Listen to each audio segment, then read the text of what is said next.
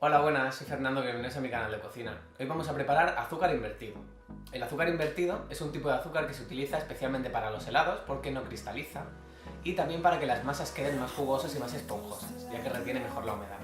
Vamos a calentar 150 ml de agua. Cuando empiece a hervir, añadimos 300 gramos de azúcar y disolvemos.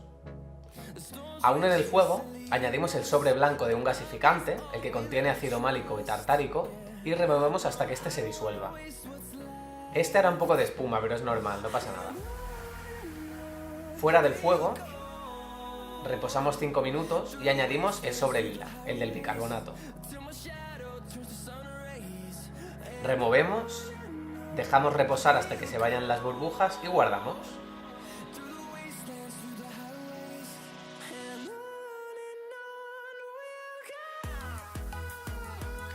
Yo suelo ponerle la fecha porque no utilizo casi nunca, aunque suele aguantar más de un año.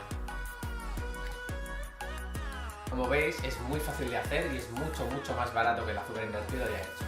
Y hasta aquí el vídeo de hoy. Hasta la semana que viene. ¡Adiós!